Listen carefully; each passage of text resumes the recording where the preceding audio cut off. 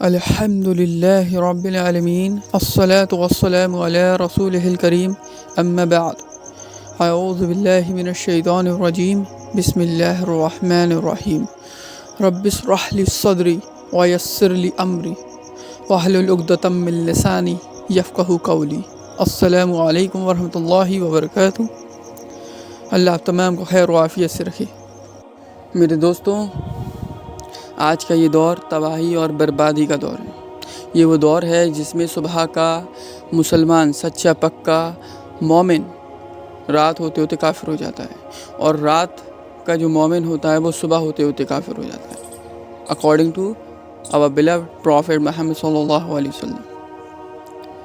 دیکھا جائے تو یہ بہت عجیب بات ہے کہ جو بڑا گناہ ہے، سب سے بڑا گناہ یعنی کہ شرک اکبر، کفر اکبر، وہی سب سے زیادہ ہو رہا ہے۔ شرک سب سے زیادہ ہو رہا ہے، زنا سے بھی زیادہ، چوری، ڈکیتی، خون، قتل و عام، سب سے زیادہ اگر کوئی گناہ ہو رہا ہے تو وہ شرک ہو رہا ہے۔ کتنی عجیب بات ہے کہ سب سے بڑا گناہ یہی ہے۔ انسان کا نیچر یہ کہتا ہے کہ اگر کوئی گناہ کرنا ہے تو وہ پہلے چھوٹا گناہ کر دو، لیکن یہاں پر شیطان نے ایسی پٹی پڑھائی، ایسا گمراہ کیا کہ جو چھوٹے گناہ ہیں ان سے تو انسان بچ سکتا ہے، اور بچ رہا بھی ہے کافی حد تک۔ جو دیندار لوگ ہیں وہ زنا سے بچ رہے ہیں، وہ چوری سے بچ رہے ہیں، وہ ڈکیتی سے بچ رہے ہیں، وہ قتل کرنے سے بچ رہے ہیں۔ جو دیندار لوگ ہیں بہت زیادہ، وہ موویز دیکھنے سے، چھوٹے گناہ تو مطلب ان سے تو بچ رہے ہیں ان سے۔ لیکن عجیب بات یہ ہے کہ شرک سے، کفر سے بچنا ہر کسی کے بس کی بات نہیں ہے۔ آج کل بڑے بڑے علماء، so called scholars, Barelvi, Deobandi, شیعہ، روافض، ان کے بھی تو اسکالرس ہیں۔ احمدیز یعنی کہ قادیانی، یہ سب کون ہیں؟ یہ سب شرک اور کفر میں مبتلا لوگ ہیں۔ آپ ان سے پوچھیں گے تو یہ کہیں گے کہ ہم نے زندگی میں کبھی چوری نہیں کی، ڈاکہ نہیں ڈالا، زنا نہیں کیا، غیبت نہیں کی، ہو سکتا ہے چگلی بھی نہیں کی، سود نہیں کھایا۔ کتنی بڑی بات ہے، اتنے بڑے بڑے گناہوں سے بچ رہے ہیں لیکن شرک و کفر سے نہیں بچ پا رہے۔ اس کی وجہ کیا ہے؟ آج اسی وجہ پر بات کر لیتے ہیں۔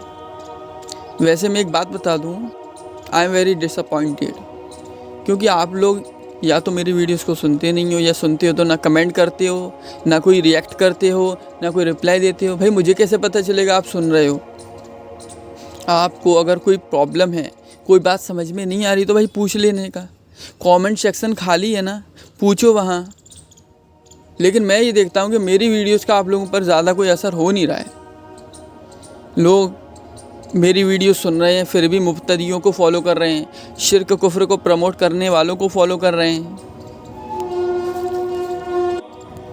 میں آپ لوگوں کو اپنا مان کر، اپنا دوست مان کر سکھاتا ہوں، اپنا دوست مان کر بتاتا ہوں، لیکن دوست مان کر بتاتا ہوں اس کا یہ مطلب نہیں ہے کہ میں آپ کی ہر غلط بات میں آپ کا سپورٹ کروں گا، آپ کی غلط حرکتوں کو دیکھنے کے باوجود کہ آپ شرک کو یا کفر کو انجانے میں ہی صحیح پروموٹ کر رہے ہو، یا شرک کفر کو تو نہیں لیکن ان کے کرنے والوں کو، مبتدیہ کو، ان کو پروموٹ کر رہے ہو۔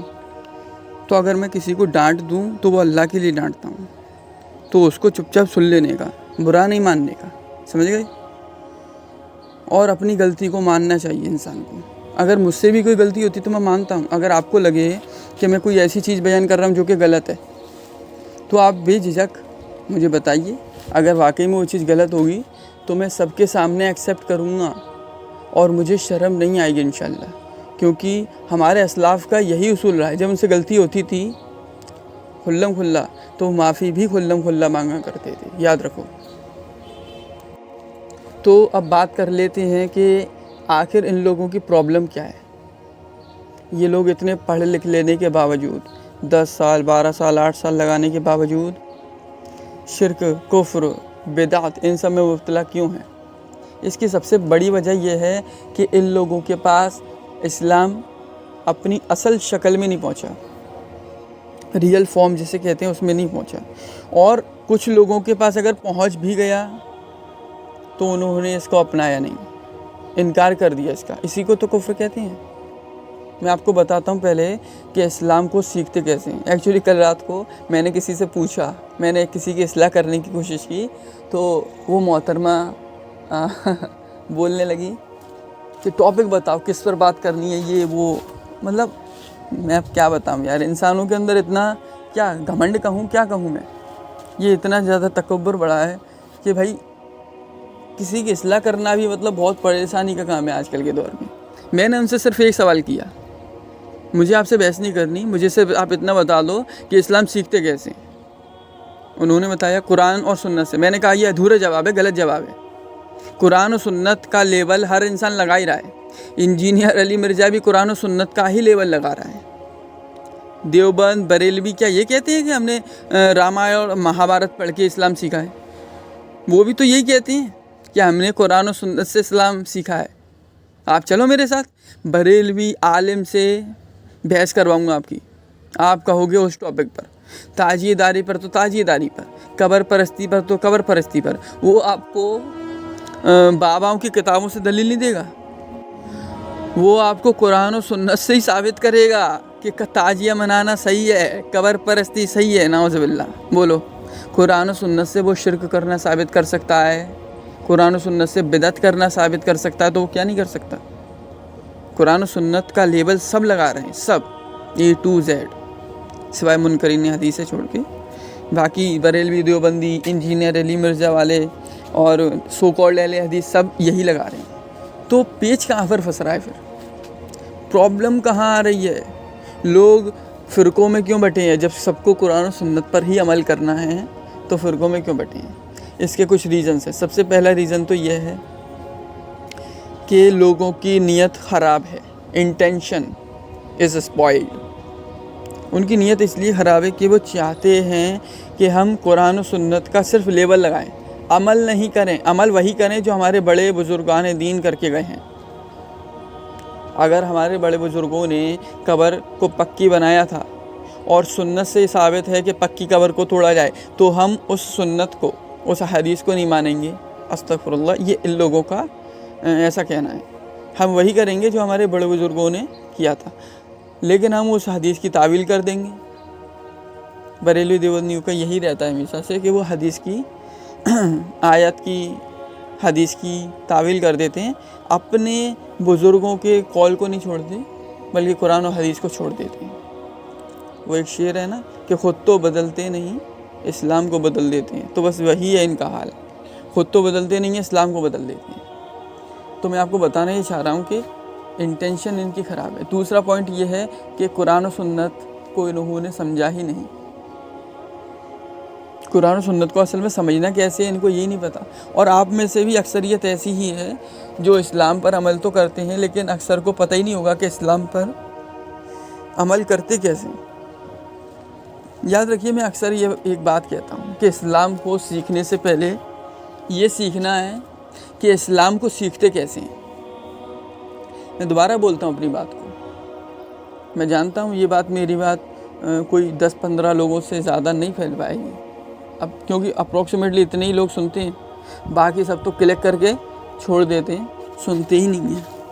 تو وہ جو 10-12 لوگ ہیں نا، یہ بھی کم نہیں ہے میرے لیے، میں سچ بتا رہا ہوں۔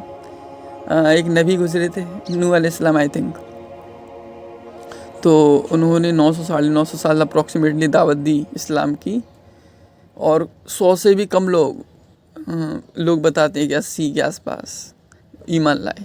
جب وہ نبی تھے، انہوں نے 900 سال دعوت دی اور پھر 80 کے آس پاس لوگ ایمان لائے۔ میں تو نبی نہیں ہوں اور نہ ہی میں نے ابھی تک 900 سال دعوت دی ہے، تو میرے لیے کیا یہ بہتر نہیں ہے کہ اگر آپ لوگ جو 10-15 لوگ سن بھی رہے ہو وہ اگر ہدایت پر آ جاؤ تو میرے لیے بہت بہتر ہے۔ اور ویسے بھی نبی صلی اللہ علیہ وسلم، اس کی حدیث، نبی صلی اللہ علیہ وسلم کی حدیث کے مطابق، او مائی گاڈ بلی، تو نبی صلی اللہ علیہ وسلم کی حدیث کے مطابق حدیث کا مفہوم ہے کہ ایک انسان کے لیے یہ بات بہت بہتر ہے لال سرخ اونٹوں سے، کہ اس کی وجہ سے کوئی بندہ ہدایت پر آ جائے۔ یہ حدیث کا مفہوم ہے۔ تو اگر آپ 10-15 لوگ بھی ہدایت پر آ جاتے ہو نا تو اللہ کا فضل ہے، اللہ کا کرم ہے مجھ پر بھی اور آپ پر بھی، ٹھیک ہے۔ اور یہ بہت اچھی بات ہے کہ ہم ان چنندہ لوگوں میں سے ہیں جو کہ ہدایت پر ہیں اللہ کے فضل و کرم سے، اور اللہ سے دعا ہے کہ ہمیں مرتے دم تک ہدایت پر ہی جمائے رکھے۔ یقین مانو میں جانتا ہوں آپ میں سے ایسے لوگ ہیں جنہوں نے اپنی زندگی میں کبھی چوری نہیں کی، ڈاکہ نہیں ڈالا، زنا نہیں کیا، غیبت بھی نہیں کی ہوگی، حالانکہ یہ بہت عام ہے، لیکن چغلی بھی نہیں کی ہوگی، سود بھی نہیں کھایا ہوگا، کسی کا قتل بھی نہیں کیا ہوگا، کسی کو گالی بھی نہیں دی ہوگی، اور جتنے بھی بڑے بڑے گناہ ہیں وہ بھی نہیں کیے ہوں گے، لیکن شرک کیا ہوگا۔ یہ میں اتنے کانفیڈنس سے کیسے بول رہا ہوں، جبکہ میں تو آپ کو ٹھیک سے جانتا تک نہیں، آپ ہو کون، کہاں رہتے ہو، مجھے نہیں پتا، لیکن میں اتنے کانفیڈنس سے ایسے بول سکتا ہوں کیونکہ میں نے دنیا کو دیکھا ہے، دنیا داری کو سمجھا ہے، جانا ہے، ایکسپیرینس دیا ہے اللہ نے مجھے۔ آج کے دور میں کوئی جگہ پاک نہیں ہے، صرف چنندہ جگہوں کو چھوڑ کر شرک سے کوئی جگہ پاک نہیں ہے، مکہ مدینہ، ٹھیک ہے۔ اس کے علاوہ مجھے نہیں پتا کہ کہیں اور ہو جہاں پر کہ شرک کے اڈے نہ بنائے گئے ہوں۔ تو زیادہ تر چانسز یہی ہے کہ ہر انسان اپنی زندگی میں، اور آج کے زمانے میں تو شرک میں، کفر میں کبھی نہ کبھی جان بوجھ کر یا انجانے میں یا غلطی سے فال کر ہی جاتا ہے۔ اس کا سب سے بہتر طریقہ یہ ہے کہ توبہ کرتے رہو، اٹھتے بیٹھتے سوتے جاگتے توبہ کرتے رہو، موت کبھی بھی آ سکتی ہے، ٹھیک ہے۔ یہ پہلا پارٹ ہے کہ اسلام کیسے سیکھیں۔ اس کا دوسرا پارٹ انشاءاللہ میں کل ریکارڈ کروں گا، یا آج ریکارڈ کر دوں گا تو کل اپلوڈ کر دوں گا۔ بات اصل میں یہ ہے کہ 11 منٹ ہوئے، آپ لوگ بہت بزی رہتے ہو، آپ لوگوں کے پاس اتنا ٹائم ہوتا نہیں ہے کہ آپ مجھے دے پاؤ، کیونکہ اب میرے جو پرسنل بہت قریبی دوست ہیں نا وہ ویڈیو نہیں سن رہے ہیں، تو میں آپ لوگ جو کہ آپ تو بہت دور ہو، آپ لوگوں سے کیسے امید کر سکتا ہوں کہ آپ میری ویڈیو سنو گے، جبکہ میرے جو خاص دوست ہیں پرسنل بہت دل کے قریب، وہ ان کے پاس وقت نہیں ہے میری ویڈیو سننے کا۔ بہت عجیب بات ہے لیکن یہی سچ ہے۔ اس لیے 12 منٹ ہو چکے ہیں، اب میں اپنی بات کو ختم کرتا ہوں۔ دیکھو جو بھی میں نے اس ویڈیو میں کہا ہے وہ سب اگر جو بھی اچھائی بھلائی کہی ہے وہ تو اللہ کی طرف سے ہے، اور جو کچھ برائی جو کچھ غلطیاں وہ میری طرف سے ہیں، اور اللہ سے میں معافی مانگتا ہوں ان کے لیے۔ اور آپ لوگوں سے بھی درخواست ہے کہ آپ لوگ بھی میرے لیے دعائے خیر کریں، میری مغفرت کی دعا کریں، ٹھیک ہے نا۔ السلام علیکم ورحمۃ اللہ وبرکاتہ۔